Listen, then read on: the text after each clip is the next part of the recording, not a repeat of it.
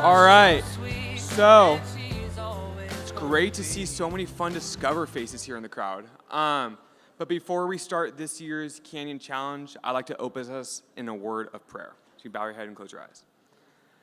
Father God, thank you so much for this time that we have here together. Lord, I pray that you bless the rest of this evening and that we're able to have a great time glorifying you in our passions and in our business ideas. Lord, I pray that you are able to give these contestants peace, Lord, as they present their ideas to this larger audience, and that they're able to be receptive and we're able to glorify you in all that we do. In your name, amen.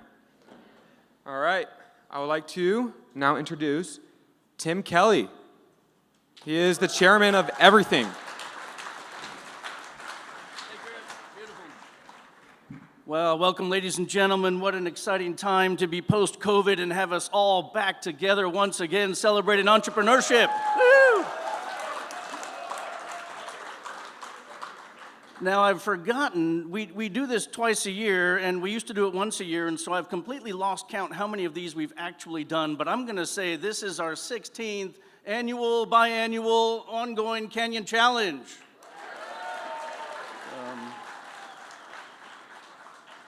Our mission here is to celebrate all things entrepreneurship, and we do this through many ways. One is the Idea Club, this organization run by the young lady that I will introduce here. Kaylee has been extraordinary in organizing and helping all of our students find their passion and build their enterprise. GCU, through its degrees in entrepreneurship, we reach across the entire university, and we want students, whether you're in nursing or theology or engineering or mathematics, to find a problem in the world, pull your resources together, build a team, and solve a problem, and make a business doing it. That's what our mission is. Idea Club is one way we do it, but we also do it through the space where we are today. And we have Robert Vera, who's here in the back, and he has been instrumental in building what we call Canyon Ventures. This is a co-working space where we invite great companies, like some of which are our judge, Noggin boss, and so many others that are here. We want our students, if they're not building their own business when they walk in the door, then go work for a startup. See how entrepreneurs have to struggle to find that business model and build that business. Because I do say, often to the consternation of my colleagues in business, but the only way to learn business is to do business. And that's why we have Canyon Ventures, that's why we have Idea Club, and then we have Canyon Angels. And Canyon Angels is an organization that's now in its 6th year. It's a group of accredited investors. These are individuals that have made significant funds in their life and are now looking to invest in startups. Some of those startups are here. We have now funded more than 50 companies, just over $5 million. It is a one-credit elective class where students compete to lead these organizations, and what they do is they help us with deal selection. We fund companies from across the country, and then they do the due diligence. That means they investigate these companies. That's learning from the perspective of the entrepreneur and the perspective of the investor. So we have that right here every Wednesday. Our next event will be April 13th. Some of you who are investors in the crowd are more than welcome to come to that. And with that, we are ready to start our competition. I'd like to also thank, where is Randy Gibb? I think he might be here. He's our fearless leader, Dean. Thank you for your endless support. Let me introduce our judges. We have a bit of a unique situation here. Our sponsor, Trinity Capital, which is a fantastic organization headquartered here in Phoenix, Arizona. It does debt financing for scalable startups across the country. They are a publicly traded company and are great supporters. I do want to thank Kyle Brown and Trinity Capital. They have given us 2 of their employees who also happen to be GCU alums and also happen to have been past leaders of both Idea Club and Canyon Angels. So let's give Spencer Boz and Carson Foley a big hand here.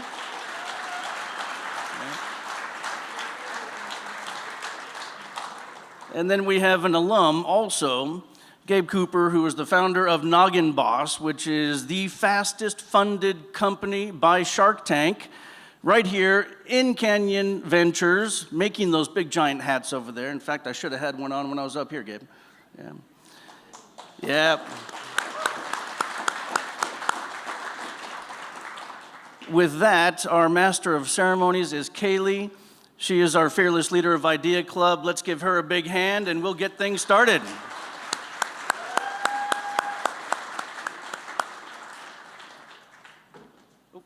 You are awesome. Congratulations. Hey guys, and welcome to tonight's event. You guys are probably wondering what's behind me and where we even got this stuff. So I'm going to start off with introducing Melissa with Campus Consignment. Let's welcome Melissa to the stage.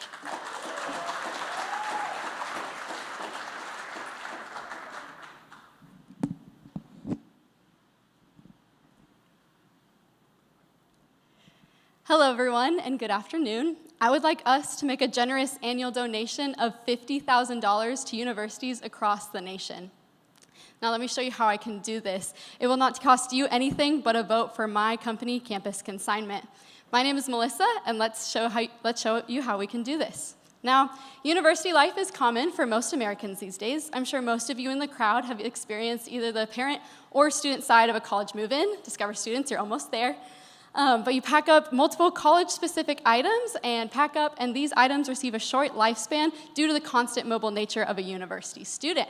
Now, this creates a serious problem, and this problem is that college students don't have access to a safe, sustainable, or proximal way to get rid of their excess college items, such as mini fridges, microwaves, all that type of stuff. And there are ways to get rid of it, such as donating, but that leaves no monetary return. There are decentralized online resale platforms that lack reliable payment or people.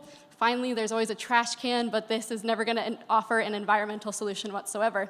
And actually, if you take a closer look at that trash can situation, if GCU were to cut down on its move-out waste cost and waste removal by just 20% during its move-out waste cost, it could save the university $50,000. So there's a lot of opportunity here because the resale industry is booming thanks to sustainability becoming more prevalent in our younger generations.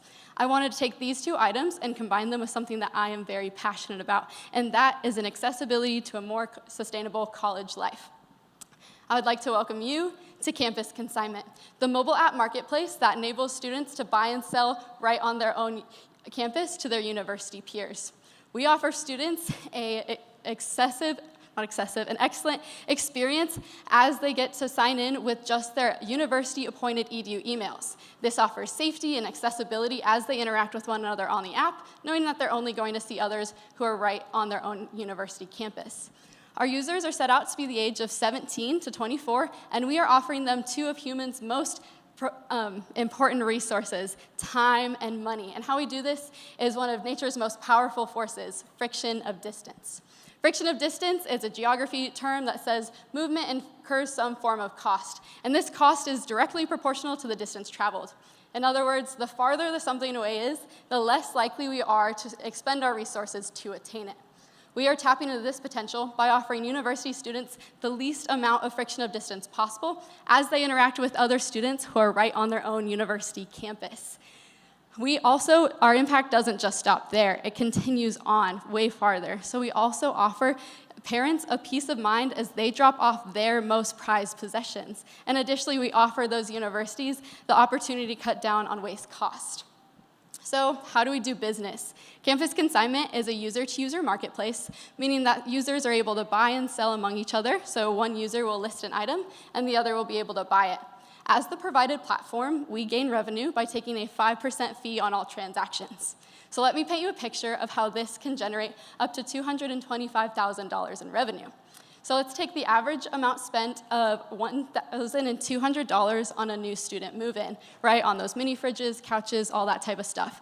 And let's buy just half of those items on our resale platform, secondhand at a discounted price. Take that and apply our transaction fee, and then after that, multiply that by a 10,000 new student move-in. By doing that, we get that estimated revenue, and this is just from one university, from one of the biggest migrations of the nation. And if you take a farther look, if we are to expand to our serviceable and attainable market in 12 months to 10 schools, that could bring us in that $2.25 million.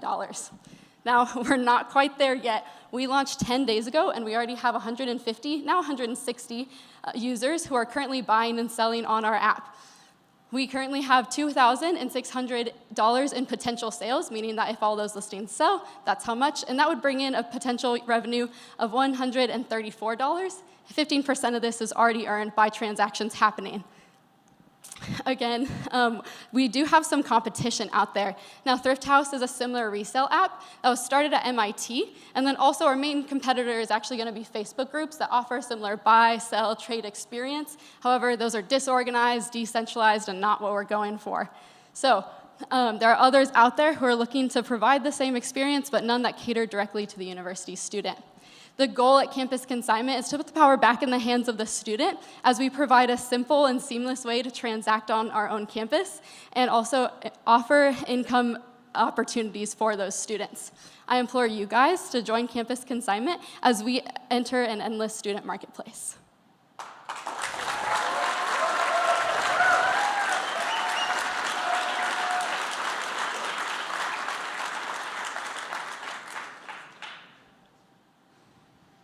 We didn't decide who was going to be like Mr. Wonderful or Barbara or Cuban, right? All right, I'm going to be the nice guy. I choose that. I choose nice guy.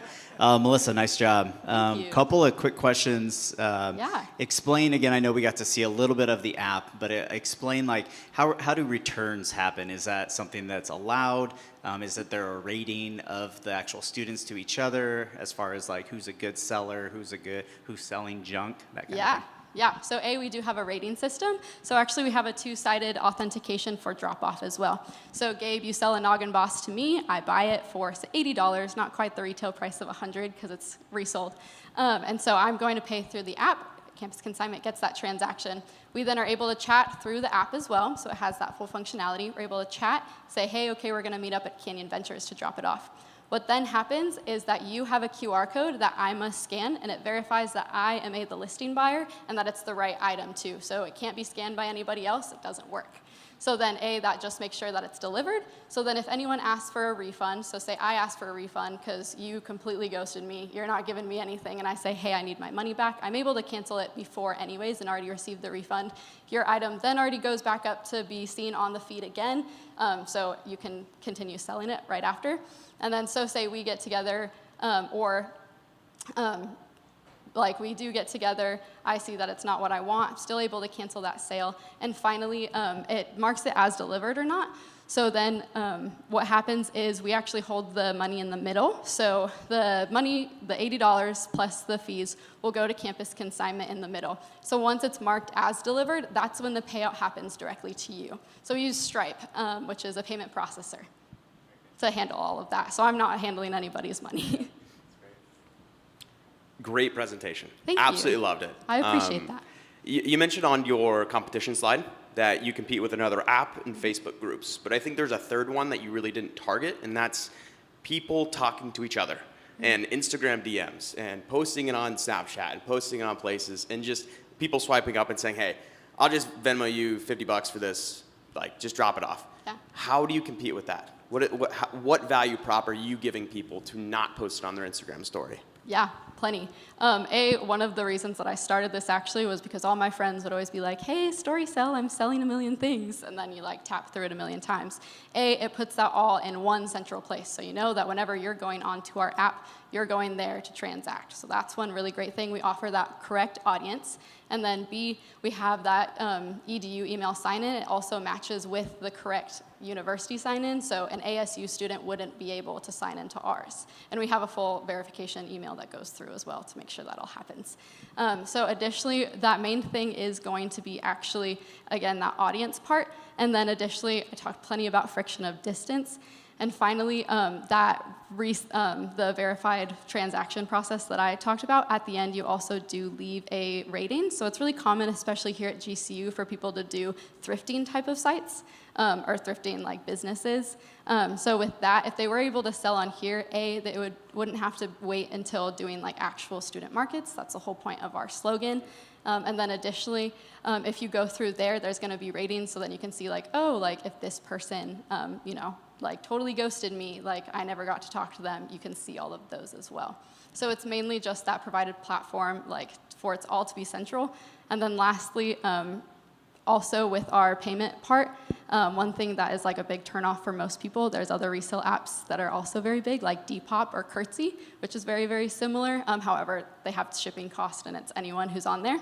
I add the fee onto the buyer's price so that the seller will always get their full monetary return, so that 5% doesn't come off. So for us, we're so used to seeing anything like taxes or anything like that, that when we buy something, it doesn't really bother us. I already want that item. It's already in my bag. It's already in my cart. I'm going to purchase it, no matter with that 80 cents addition to that tax. So that's a big thing too, is we have all those incentives built in. But the end, like, honest part is that we can't, like, mitigate those. The whole point is just to see the opportunity with it. Great job. How many campuses are you on? Currently, we are just at GCU. We're able to continue adding. So basically, our database has the university and then the email. So all that you would really have to do is just add to the database of those. And actually, on our roadmap would be to expand to those other universities. And then there's this thing called Sheer ID. So that's how all students sign up for basically any sort of student discount. So if you guys ever used Spotify while you were a student and you had to log in and have it verify through that, we're able to connect with them and integrate later. So then once we're able to do that, it can instantly be scalable to all of them because we'll be able to access their database and have that more central thing. So instead of me Googling, what's the edu address for Mississippi State University, I can just find it through that, and they would be able to handle all of that. Would it still work for online students or just on ground? So technically they could sign in, but the whole point is that it's going to be an on-ground transaction. Again, there's no way to like add shipping fees or anything like that. So the whole opportunity is to be on campus. Again, we're offering that little friction of distance and the opportunities for students and parents to be able to have that more verified community. Great.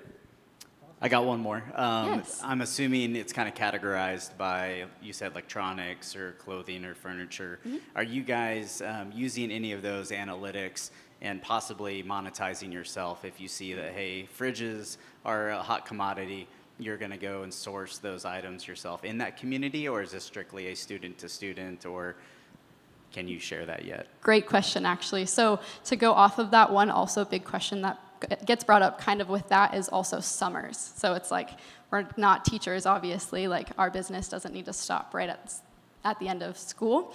So the idea is we are just the platform. We're not going to be in those types of areas. However, to kind of mitigate the dips in summers and everything, the whole idea is to have that part be a whole marketing campaign type time. So at first, towards the end of classes and everything, it would be like, hey, are you staying on summer on your campus? Hey, do you live locally? Hey, buy or get all of those mini fridges that are getting put on the curb, you know what I mean? Or put in donation boxes or anything like that. Take those, put them in that, few extra spaces that you have in your either storage unit or the place that you're already staying, and make that an opportunity. Again, that goal is gonna be to put the power back in the students so that the hands of the students and be able to give them opportunities to financial gateways. So we would never be in that space. However, that would be part of our campaigning. And then finally, it would just be campaigning to that next incoming class. And typically students receive their university emails a month before as well. So they would actually be able to already say oh, hey, there's a mini fridge that I can get and I can already have on my campus, and I'll just have to meet up with this person, rather than later going to IKEA, getting that coffee table or anything like that. Thank you, guys.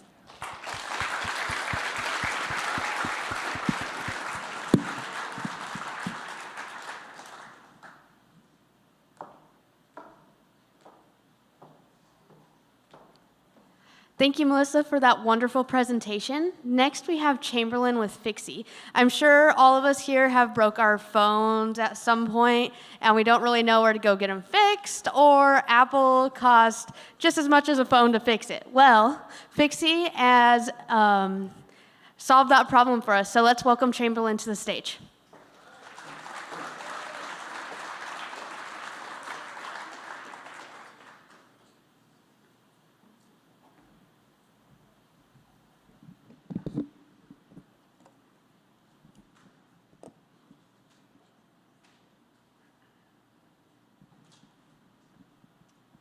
Hello, I'm here to give you a quick insight on something you guys are probably going through right now or may go through after this presentation, but don't worry about it, just download the app. So it has to do with that device there, our smartphones. When we break it, we're left to ask, what do we do? How do we get it fixed? So pretty much, we either go to Google and see what's the latest repair shop that can probably help us fix it, or go to Apple or even Verizon or T-Mobile for them to tell you your device is non-repairable, just replace it, which is not true. So in 2020, during the pandemic, 87 million smartphone devices were broken.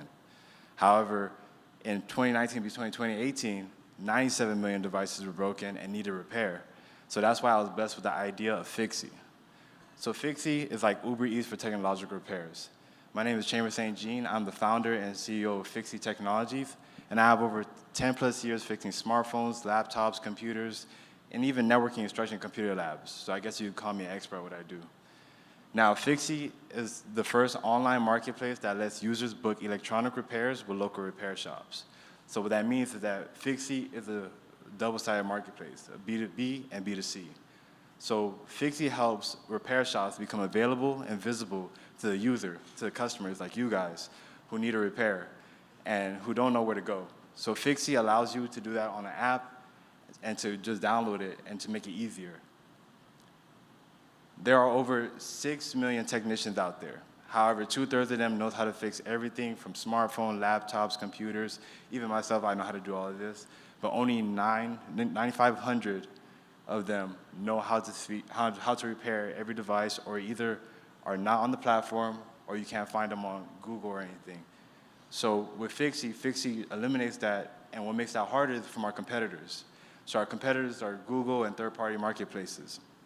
For Google, there's no chance of you guys finding me, because Google only allows organic traffic for repair shops to get their device repaired, or customers for you guys to get repaired. But however, for third-party marketplaces, your repair shops pay up to $300 just to get 2 to 10 repairs, and that's not worth being in business. That's why Fixie provides repair shops with consistent clients regularly, an easy-to-use platform, and repair shops are always looking for relevant services. So that's why with my platform, Fixie is the best place to do it and to eliminate that issue. So Fixie, on the B2B side, helps repair shops without spending any money, without paying for marketing, for zero ad expense, but the only thing that a repair shop has to pay is $30 a month for a membership fee for unlimited repairs. And that's just one problem solved.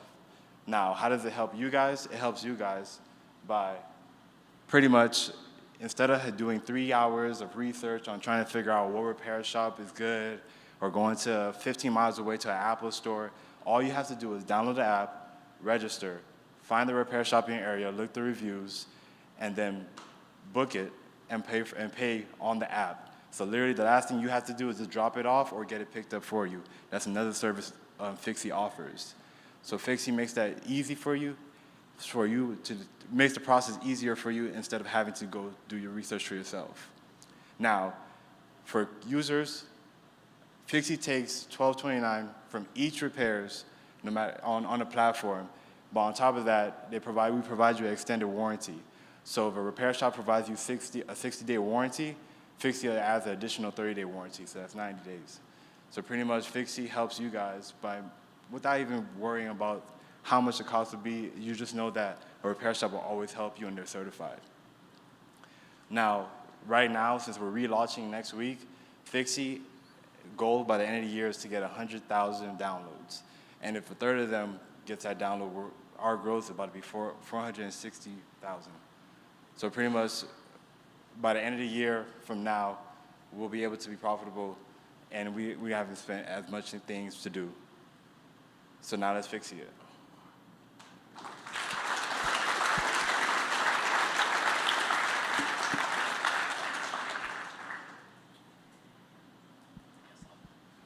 I'll kick off again.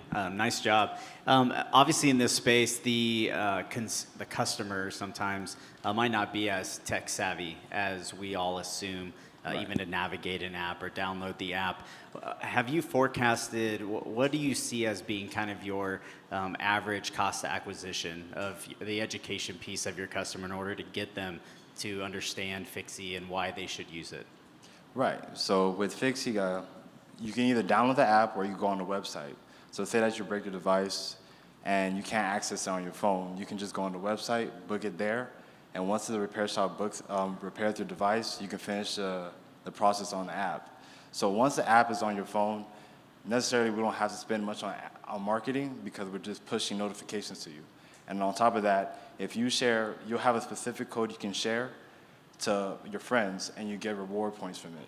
So you're just stacking up just credits in order for your next repair, because on average, someone breaks the device within 1 in 3 times after it's repaired.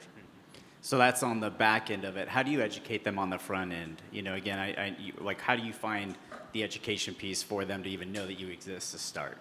Yeah, so pretty much right now we're doing ads, so pretty much we'll spend more on marketing, which is like on Hulu, YouTube, just showing you just a basic need on how you need a Fixie, and just like how Uber does it, pretty much just providing advertisement just for that. Not only that, we are partnering with local providers like T-Mobile, Verizon, which are pretty much franchises. So instead of us having to get repairs, for like you guys to get repairs from Verizon or T-Mobile, for the basics like technology needs, like how do I get something downloaded that it goes to T-Mobile for, we'll just partner with T-Mobile and Verizon and say, hey, every phone you give out, just download the app and just kind of briefly teach them about how to use it. Great presentation again. You did a fantastic job. Catch me up to speed on where the business currently is. Are you in revenue? You mentioned partnerships with T-Mobile, Verizon. Where are you in that? Are those happening? Have they already happened? What's going on there? I'd love just some color there. Right. So right now our first phase is partnering with repair shops. So right now our goal is to partner with 10,000 repair shops, and they'll be grandfathered in without having to pay a membership fee. So once we get those repair shops on there, it'll be easier for you to see it. And so now we started that at first, the first version of it, see if it's pretty much if the app is really necessary and people need it. And so when we noticed that there were some things that are missing, and we almost signed a contract with 2,000 repair shops, but we noticed that we're missing one thing, a couple of things before actually launching it, which was more of like a vendor's dashboard. So I stopped it for a second. I still grabbed the leads that we got so we got 9,000 engagements, 160 of them downloaded the app, and pretty much eight of them are vendors on the platform right now that are just waiting just to go. So you have 8 vendors currently on the platform, and you want to get to 10,000 in this first series of the app. So 1, is the app live in the App Store? Yes. And then 2, what's the path to 10,000 look like? So the app is on the App Store, the Play Store, and the website. Also, it is patented the functionality of it on how you book a repair from you to the repair shop. And so as far as pretty much the process of, how do you say it? Well, one more time, what was the question one more time? Yeah, you're at 8 repair Yeah, shops on your 8. platform today, right? How do you get to 10,000? What does that look like? Okay, so right now, we noticed that when we did, we post 2 different advertisements. Advertising to be on the platform and advertising for users to download the app and use it. So when we did that, again, we got a contract have a contract with signing 2,000 repair shops, and there are other vendors like that out there who help other repair shops. And not only that, we will spend more on sales teams because I do sales myself, and that's pretty much important to go and grab those people. Is it only physical repairs to the phone? Am I understanding that right? Or is it also like the technology component too? So it's only physical damages, I'm using a smartphone for now because it's easier.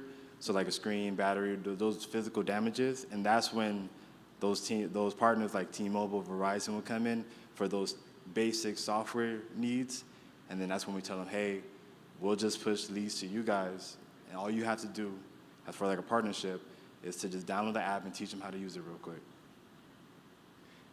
How many options of what you can get fixed are typically on there that the vendor would upload? I'm just curious. Yeah. So you've got like a screen, you've got the back of the phone, you've maybe got the camera. Yeah. So how many options would I normally see on there? I'm just curious. You'll see a lot of, pretty much all the repairs you can find, water damage, broken screen, battery replacement, frame damage, camera damage, rear and front camera damage, or the microphone's not working, the charging port's not working. That's just for a smartphone, and that pretty much applies to computers too, desktops, and even drones and cameras. But just for this presentation, I just did smartphones to make it easier. Is this just limited to phones, or is this laptops too? Can you use it for other things as well? Yeah, so pretty much all your mobile devices, from laptops, computers, tablets, drones, every technology. Thank you.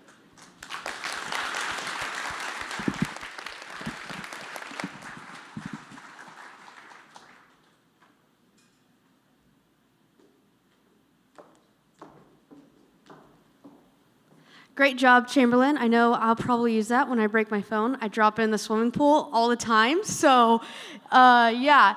Next, we have Ring Me. Have you ever shook someone's hand and you wish that you maybe would have got their business card or some way to connect with them later on? Well, Ring Me has solved that problem for us. Let's introduce to the stage Nathan with Ring Me.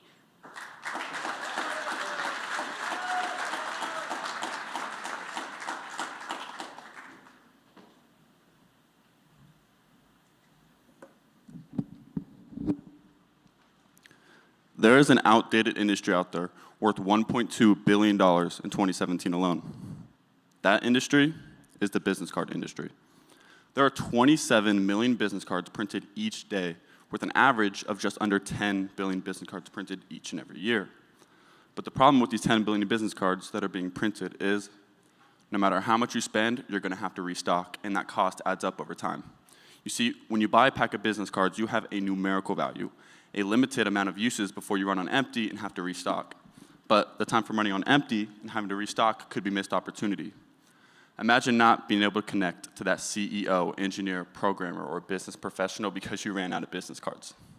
Now, of course, you cannot carry around an unlimited amount of paper to hand out. But what if you could share an unlimited amount of business cards in the metaverse by shaking someone's hand? Hello, my name is Nathan Mikulin, and my company is Ring Me. Ring Me is the first of its kind. It's a ring you simply put in your finger so that whenever you shake hands with somebody or knuckle bump, you share contact information. So how does it work technology-wise? Ring Me uses two NFC chips, also known as NFC modules, one on the top for knuckle bumping and one on the bottom for shaking hands. NFC stands for Near Field Communication and is commonly seen in our world every day, the best example being Apple Pay. To sum it up, when one NFC chip comes in contact to another NFC chip, they're going to share data. But what if you don't want to share information with that person you just shook hands with?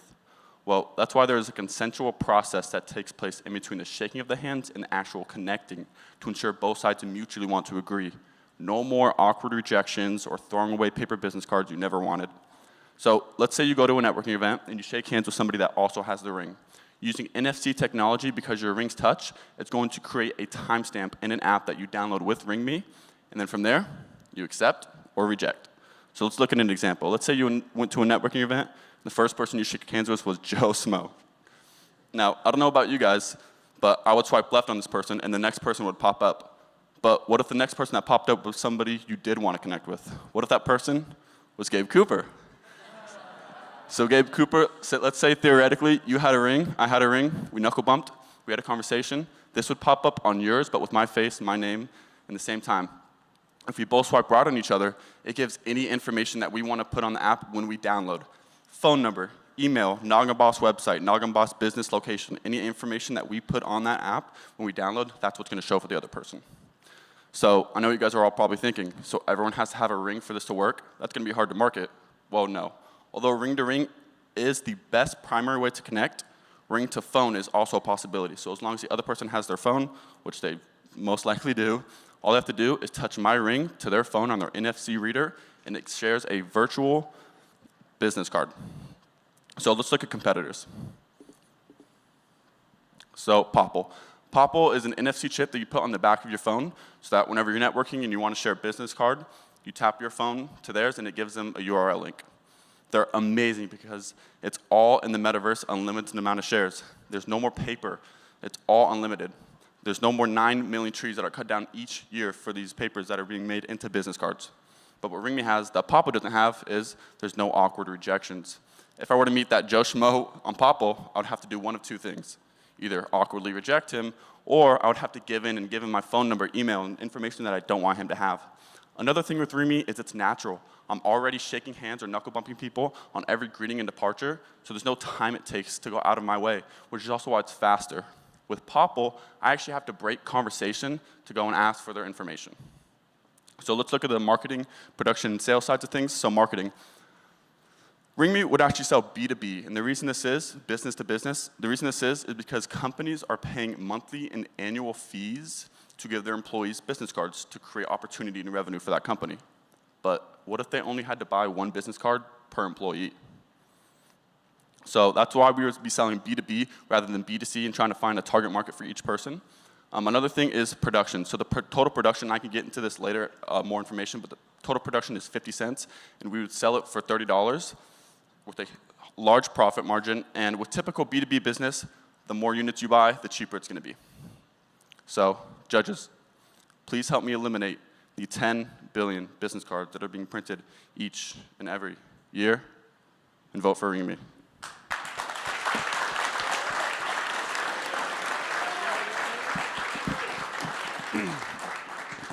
Hey, man, I love this. Thank you, thank you. Wow, there's a lot of different angles you can kind of go with this. So you created the ring here at GCU? No, there's actually, I had a manufacturer overseas. Wow. Yeah. Cool. There's, How many have you manufactured so far?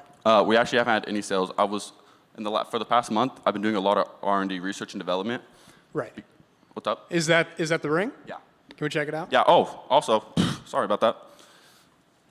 We get a gift? Feel free to open them and check it out, you know. There you go, and there you go. So for the last month, I've been doing a lot of research and development to try to figure out ring-to-ring connections. And it takes a lot, there's a lot of technology on the sides of things. But what I found out is it's easy to make a ring-to-phone connection. Simple NFC passive chip. And so that's what this company did. But to get to phase 2, which is ring-to-ring, it's going to need a lot of capital to build up the R&D process to figure out the technology side of things. Because for a battery to be active to connect ring-to-ring, it needs to have a battery, antenna. There's a lot of things that go into play with it. And with battery, it needs charging. But this ring, specifically, the stage 1 or phase 1 of the ring, is just ring-to-phone. It's waterproof. Don't need to charge it. I never have to take it off. I love the concept. I was just at a trade show in Vegas where your pockets aren't big enough with how many business cards you need to keep. Help me understand from the, there's some people that take a while to adopt a change like this.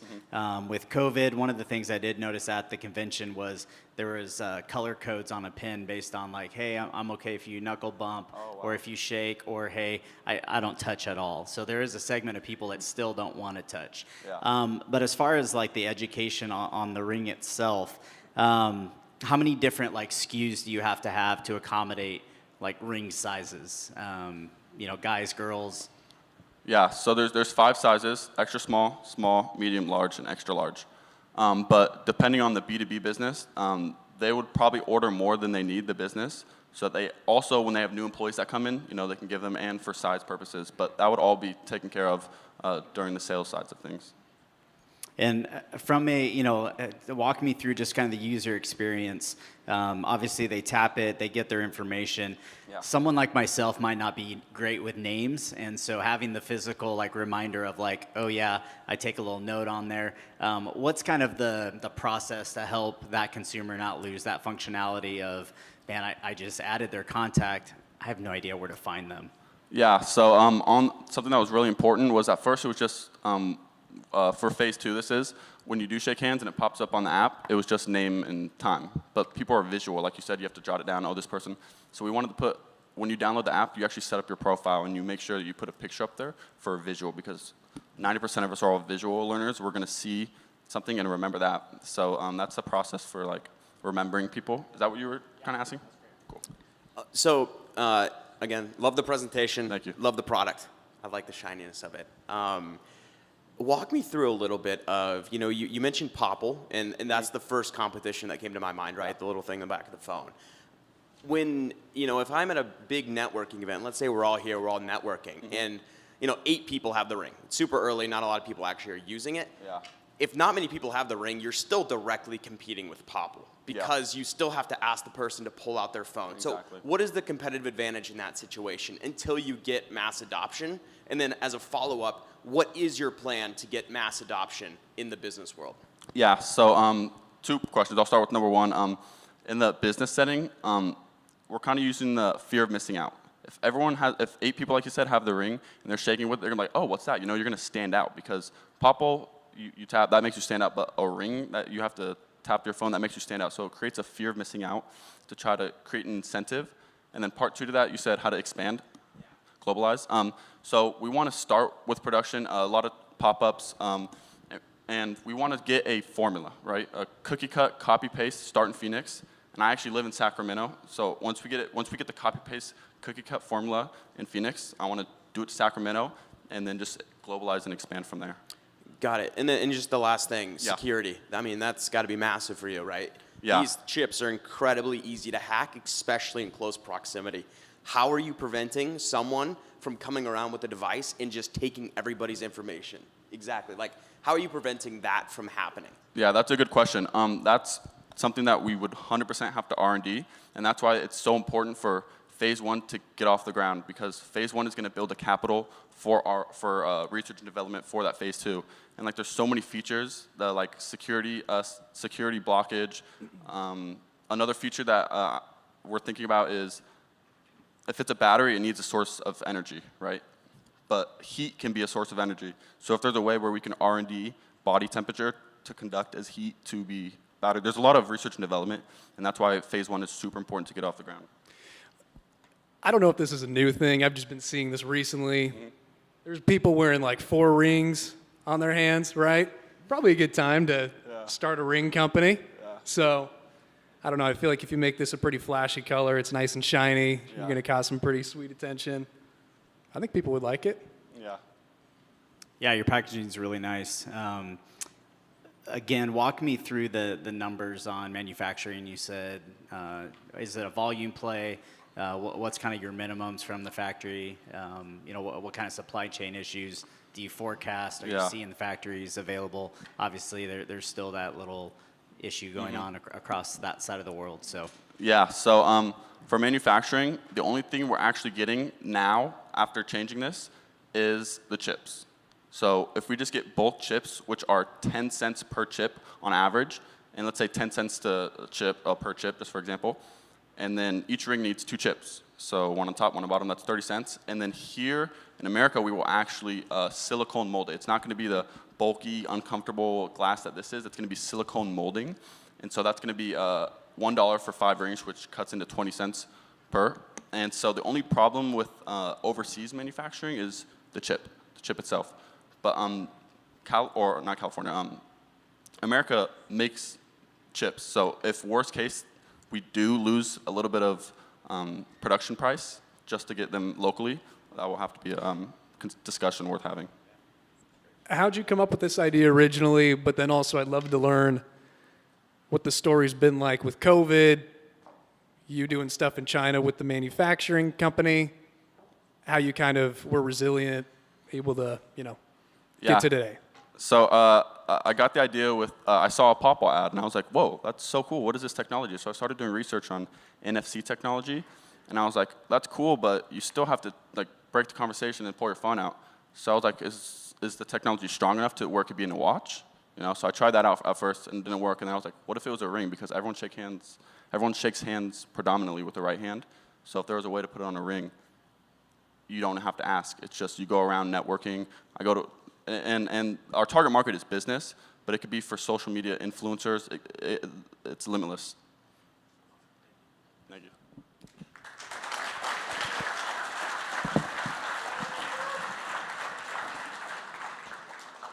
Great job, Nathan. I'm sure that many of you will probably want a ring on your finger where you can connect to anybody in the world. Next, we're going to introduce RCG Innovations. I'm sure many of us are familiar with LED lights that we put in our rooms, and many of us have a vehicle. What if we can combine them both and customize our car with any color lights that we'd want? Let's welcome Maggie with RCG Innovations to the stage.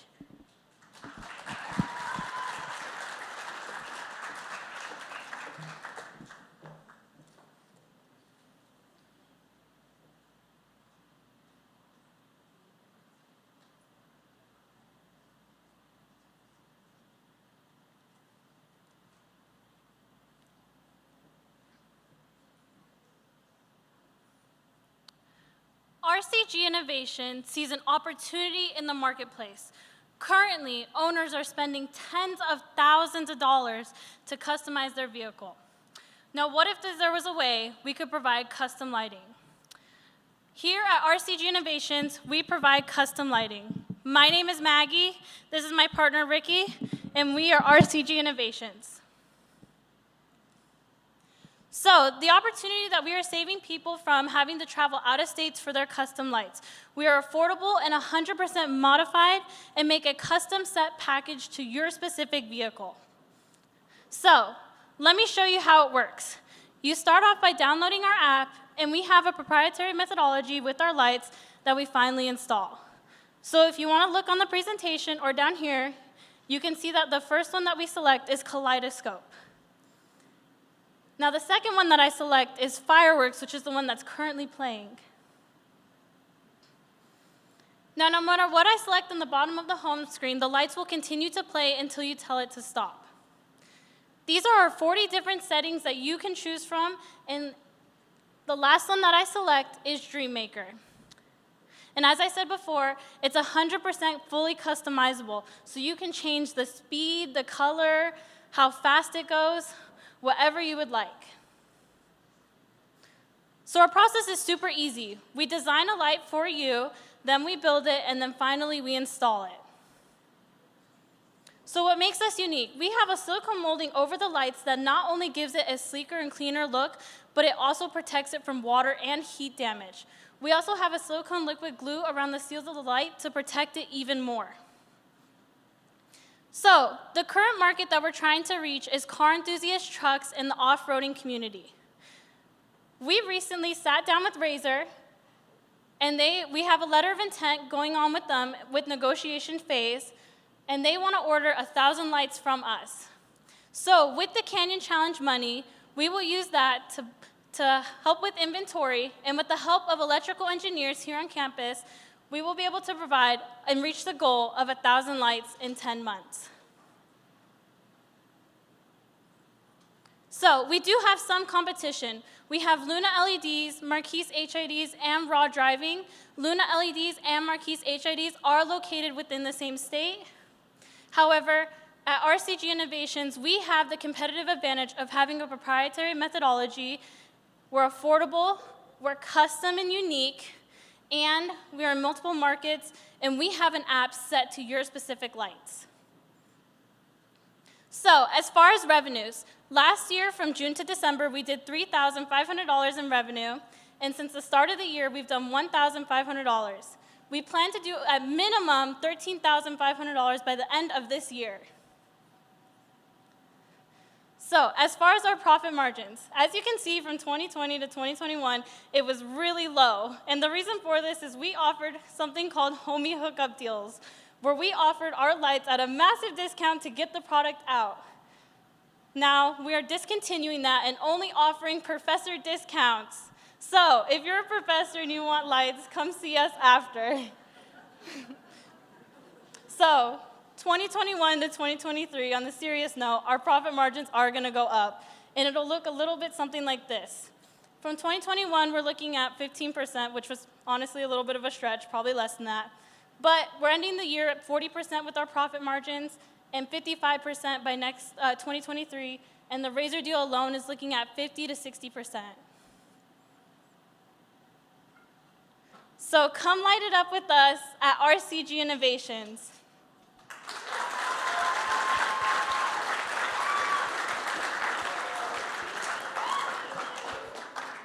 So I'm sure this is legal, right? Like, Yes, it is legal. So let's say I have my lights on colored right there and I'm driving with it. It'll actually set like a default to amber or white, which is legal here in the state of Arizona. are red and blue legal too? Like, can I be flashing I mean, that? we do not recommend you drive with red and blue, but you can customize it that way. So I love the concept and looking at your guys' app, really easy to use. Functionality is great and fun. Obviously LED and all kind of color SKUs are all the rave right now as you guys are experiencing. I mean, I have a skateboard that you change the colors with, so I'm a fan. Walk me through like manufacturing. When you talk about like razors alone and there's like 3 different components, how many different SKUs do you have to create to fit each of those, or do you have generic, like if it's an off-road vehicle, it's always going to be this type of frame and you're just adapting it to it? So, you want to answer this one? Yeah. So for the razors right now, we've just been focusing, like this is one example. These are just like the main front lights on the Can-Ams and the razors. So these are called Fang lights, and this is pretty much our first batch, prototype. So we're just trying to focus on that. We get the base, just the shell of it. We pick it up for about 120, and then we start adding the silicone molding, and then on top of that, we add a little bit of epoxy glue seal to make sure it prevents it from water coming in, making sure it's 100% waterproof. Any issues that you could see with electric vehicles? I don't know, if they're constructed a little bit differently than normal cars that have been out there in the market? Sorry. So as far as electric vehicles, our lights are designed for any vehicle, no matter electric or not. They all run on, we all have batteries in our cars, so that's not an issue. Tim Kelly he's probably gonna order some lights for his dancing Tesla soon. Are you both car people? Would Yes. you consider yourself car people? Yes. Yes. Okay. I'm not a car person whatsoever. I drive a 2002 Toyota Highlander. It goes 0 to 60 maybe. So, like, I'm not a car person. How easy is this to install? Like, how would someone like me get around the idea of like, oh, I'm gonna put sick headlights into my car? Like, how are you gonna convince people that might not love to make their cars look super cool? How are you gonna convince them to buy this? Yeah, so I'll actually start off with that. So we don't specialize in headlights. We can do any interior or exterior lighting. If you want lights in your dashboard, we can do that. We can do lights anywhere around the vehicle. So it's not specific to headlights. We just brought a headlight today because it looks super cool. But as far as reaching out other people, on average, we're really targeting car enthusiasts, truck people, razors, Can-Ams, because they can spend anywhere minimum $10,000 to $40,000 modifying their vehicle, which is a lot of money. But for people that we are trying to reach that are outside of it, currently many people who are trying to put LEDs in your lights, I mean, I know we have a lot of young high schoolers here. I think they're putting lights, LEDs in their car. That can set your car on fire, so please don't do that. So that's how we're gonna reach other people. So are you guys installing these lights, or do all of these different packages come that you can, like, let's say I can go to Walmart and buy, the RCG package for my dashboard or for my headlight? Like, how does that work? Or are you guys installing it? Yes, we also provide electronic services. So the main thing, we also just custom lighting, but we also do anything car audio, anything that's wires and battery, we do it. So car audio, security systems, all the stuff like that. Got it. So my final question, how do you scale that? If it's just you two putting in lights, how do you take this from projecting, I think 35,000 what you guys were projecting, like how do you get that to 350,000? How do you get that to 3.5 million? How do you scale this? So I think what we're gonna do to scale, at least for right now, is we are in the negotiation phase with our razor deal. The minimum profits for that is anywhere from $400,000, and then it can go up to 1.2 million because we sell all the lights for the razors to them for $2,000, minimum 125. But we're still in the negotiation phase with them, so unfortunately we don't have a set number for that yet. But we want to focus more to the B2B side rather than the B2C. We still want to do that because we enjoy that. We enjoy making custom lights and we enjoy designing it. But we really want to focus on scaling. If we want to scale big and fast, that's the route to go. So I have a potential friend, his name's Ludacris, that might want this for like Too Fast, Too Furious 12 or 13, whatever. You guys are too young to know who Ludacris is, but anyway, he's doing a fun thing like with Noggins. Again, you have a whole market there, obviously, like you said, with the car enthusiasts that like to, customize, deck out.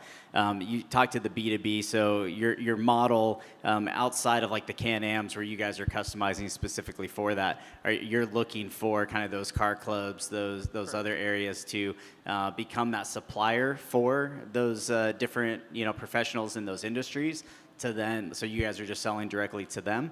Yeah, so we really want to try to dominate here in Arizona first, just because many people who are looking for lights are going to California or Las Vegas. So we have a huge market here alone just with the car enthusiasts and trucks. And I know the off-roading market can be something that we can just add on to. But what we do is we went to car meets, we go to truck meets, we hand out business cards, and that's how we kind of get our attention. But mostly these lights truly do sell themselves. I mean, when you see someone having it, they're like, whoa, where'd you get that? I want one. And so they schedule a meeting with us. What's the average life cycle? I know it depends on what they're using it for. So obviously the off-road vehicles are going to beat up your units a little bit more with dust and all that. So, what is that like? How do your warranties differ from a street versus off-road? And what are the challenges right now in either of those categories? For our work, we offer lifetime warranty. So if anything went wrong with the lights, one starts flickering or something starts acting up, we'll take care of that at no cost. Because we want to make sure that the client gets quality work. So we take care of that. And then what was the second part? Just challenges? Yeah, just, like you said, if some of these are off-road, again, you have different weather. Arizona's pretty hot, so, heat is always great for electronics. But what's kind of the big challenge right now you guys are experiencing with the current product? What I mentioned before, what makes us so unique is like that silicone molding that we have over it does protect the lights. So these can be on all day and it won't affect the lights. Same with like the sun or even water damage. It's not really common. I mean, we don't know for like how it would test with snow, for example, but we do know with heat and water it is protected. So actually, there was this client, one of the first clients that got custom lights. He's been going so far about 5 months, and I've been checking on him, and no sign of like moisture coming in or any water residue, anything stuff like that. I know about like a year ago, months ago, when there was like a big rainstorm that happened here. I told him he drove through that day, and then he also left the car parked there, and he said no water went through. So that's a good sign that water's it's waterproof.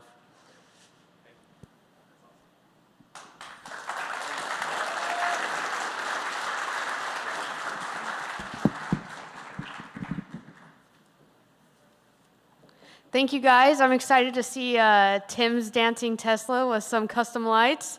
Next to the stage, we're going to introduce Rate My Food. I don't know how many of you guys have ever sat in a restaurant before and you don't know what to get. I do it all the time where I just tell the waitress, bring me whatever's your favorite because I can't decide. But now I have a solution to that problem with Rate My Food. Let's welcome Talbert to the stage.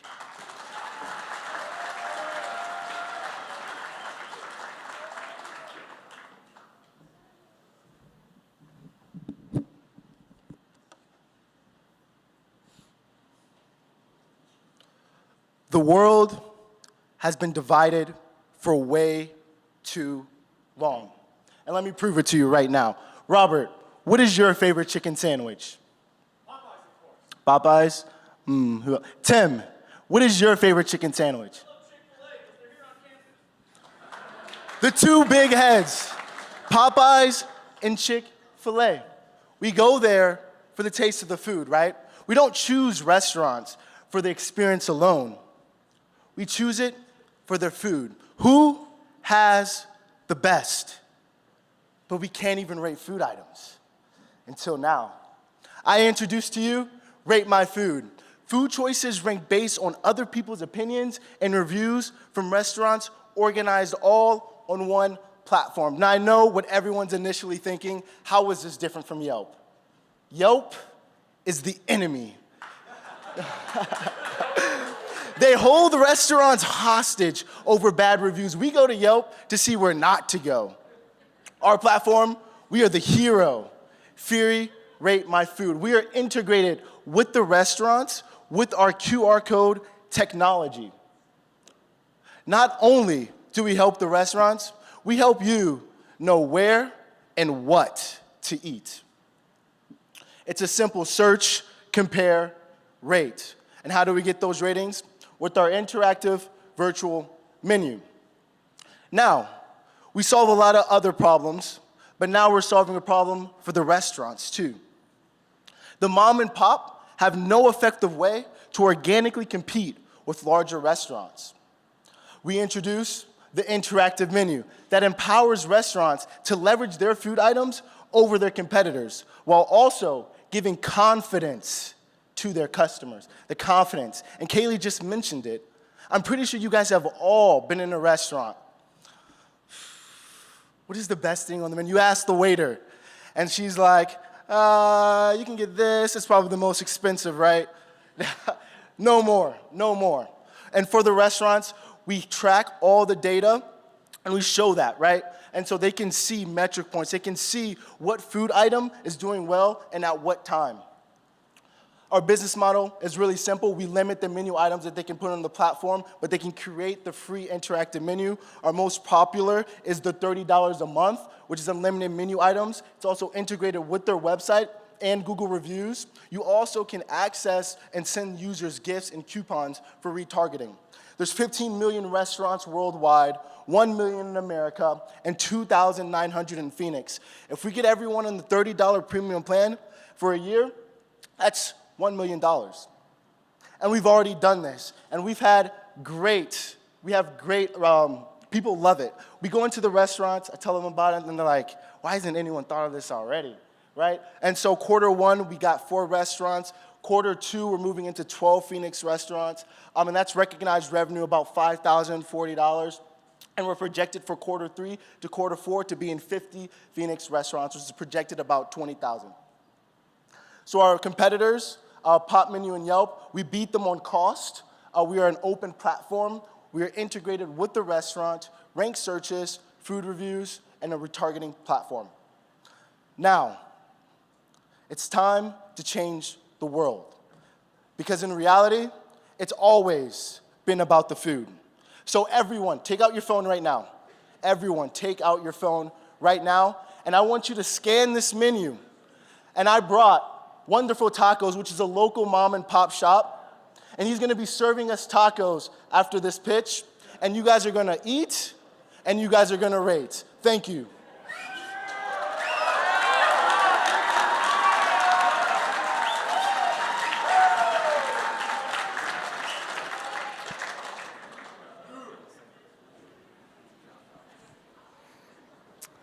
I think we can smell the tacos. Smells delicious.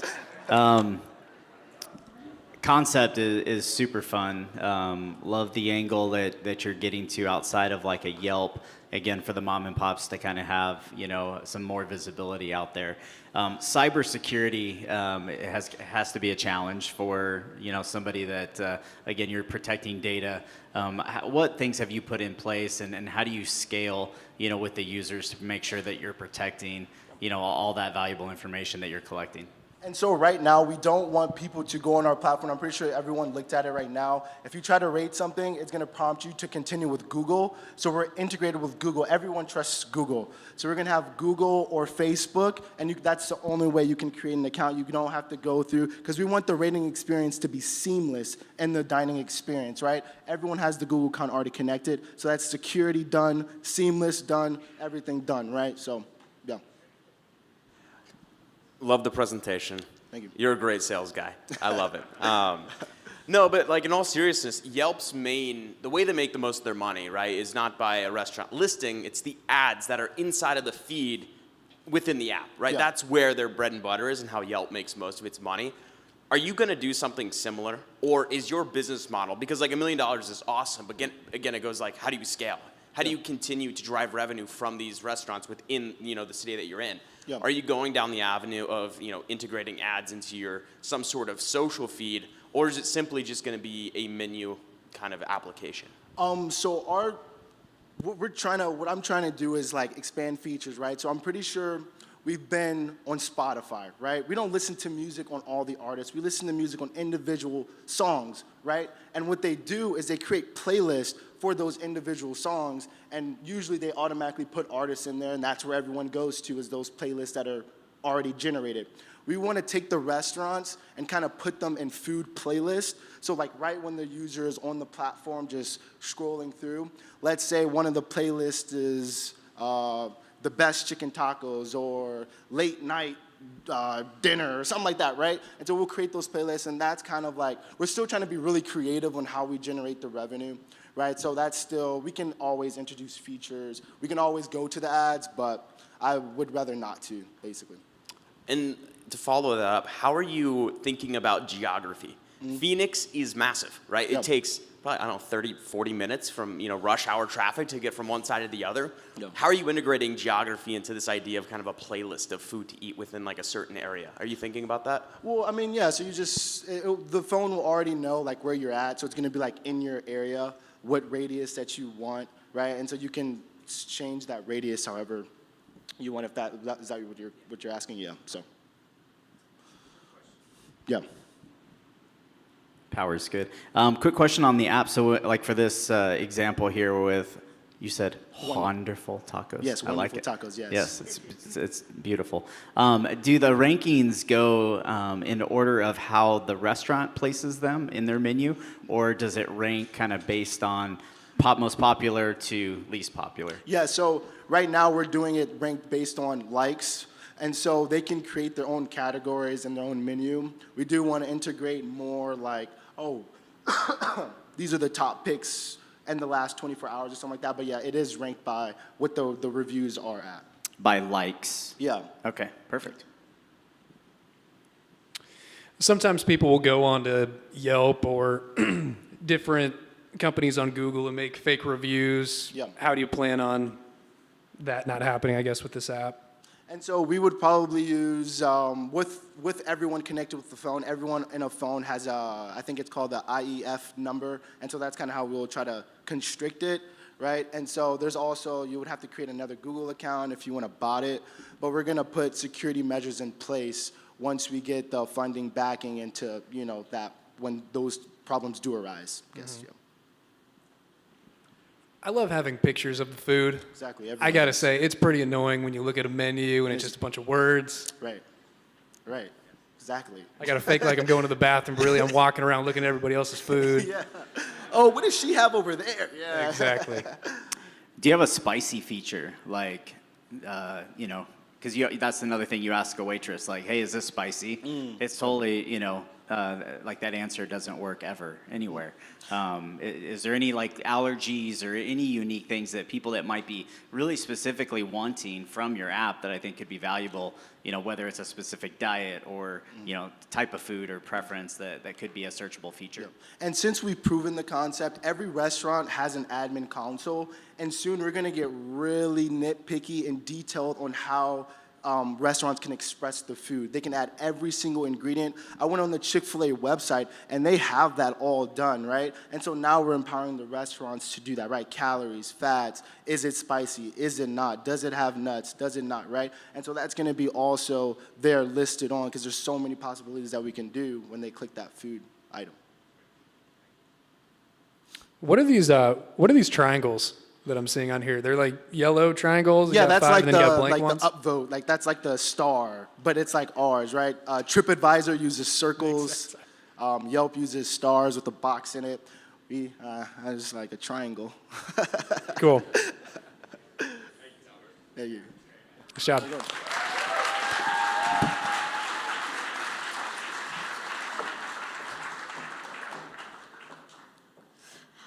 Great job. I know I'm definitely going to be using Rate My Food at every restaurant it's going to be at, hopefully in the future.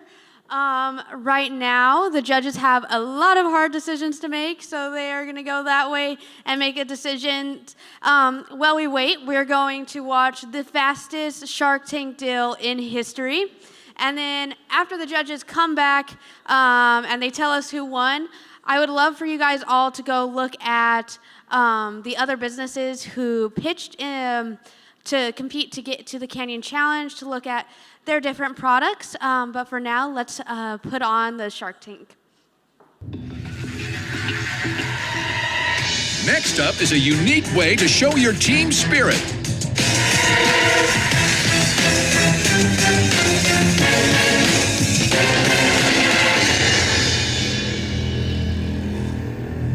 Sharks. We're Gabe and Sean from Phoenix, Arizona, and we're seeking a $50,000 investment for 25% equity in our company. Sharks, we love all things sports and the rush of repping our teams. We know many people consider being a fan somewhat of a lifestyle, but with little innovation in the arena of sports and promotional apparel in decades, it's time to shake things up. Hey, Sean, what do you think of my hat? Come on, dude. That ain't no hat. This is a hat. Let's Introducing go, baby. Noggin Boss. Noggin Boss, come on, teams. Come on, let's go. Yeah. Looking good. Noggin Boss. Thank you so much. Looking good, Sharks. Love it, love it. that hat. Sharp. Good, looking good. Looking sharp. Get Way to go, off. Team Noggin. Take it off. Appreciate Nice y'all. work, guys. Thank you so much. It's bad. We have created the world's first high-quality, fully customizable hat for our die-hard fans called Noggin Boss, and they are turning heads everywhere. Our noggins are made with top-of-the-line materials and fit every head size, from kids all the way to adults with large noggins. Noggin Bosses are social media magnets. Players and fans flock for selfies and are always asking where they can get their hands on one. Noggin Boss is the perfect way to promote your favorite team, charity, party, event, business, or cause. And you'll get even more hype when you catch yourself and your brand on the Jumbotron. So Sharks, use your noggin and come be a boss with us. Do you have any sales? We've sold $30,000 in 4 full months of business. We actually launched our business in February of 2020 at the largest attended golf tournament in the world, and it was a huge success. We then followed into spring training, and as we all know, the entire world and our supply chain shut down for about 1.5 years. But we used that time to hustle, and we got on phone calls with buyers for both promotional teams and for licensed teams, and it paid off in huge dividends. We were actually recently featured in the NFL draft. We also, in the NBA Finals, we got so much attention that even the NBA commissioner asked to meet us at one of the games and was given a noggin during that session. You're stating like there's massive amount of interest, but you only have $30,000 worth of sales, The correct? main reason why we're here is because we unfortunately can't fulfill 95% of our orders. Why? Because they want a licensed logo. Yeah. And so we're here to find a partner that understands how to navigate those waters, and so that we can What accelerate they tell that. you? Did you get any kind of offer if you could figure it out? We haven't. No, honestly, we just relaunched this business. Our supply chain wasn't able to fulfill, so we had to pull back until we were ready to go full speed. How much are you making the hat for and how much are you selling it for? So landed is $20, Whoa.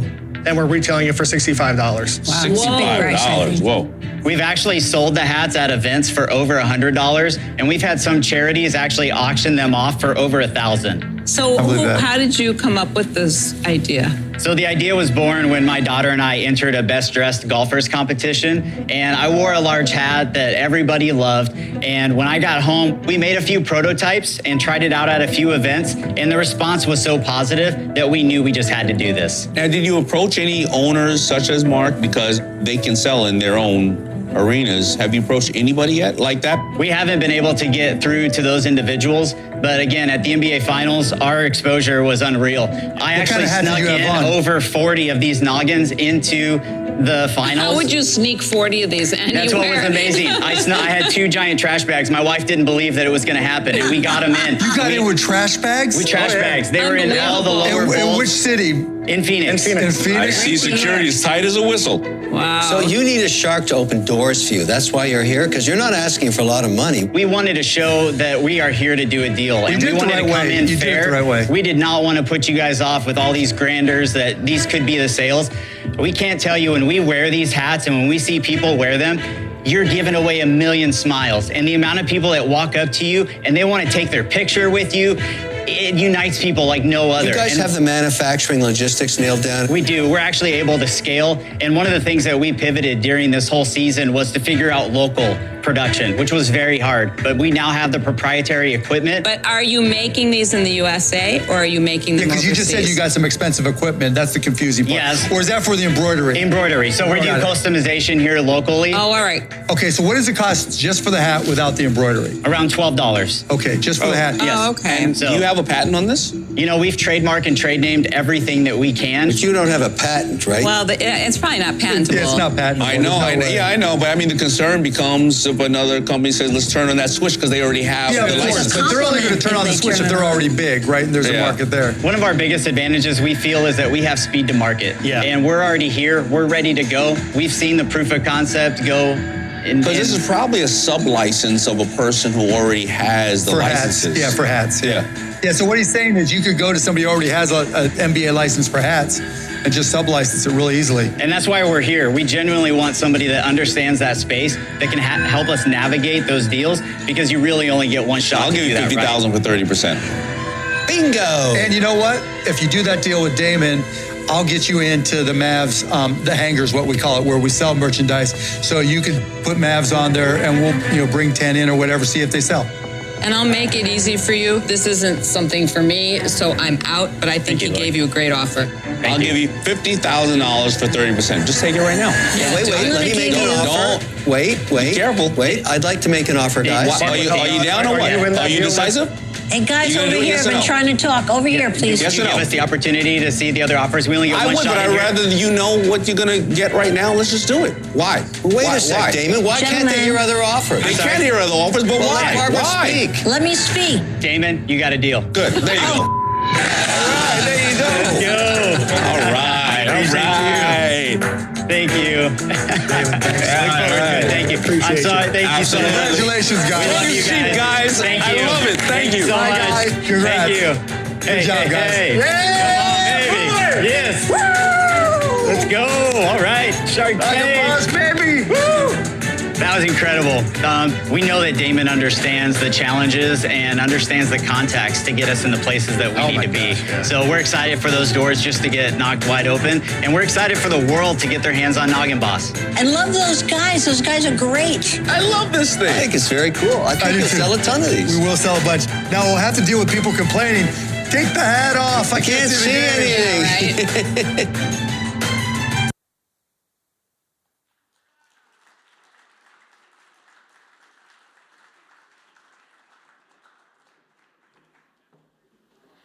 We love Gabe. He's one of our own GCU alumni, so you Discover students. You know, if you come to GCU, you'll have plenty of mentors here.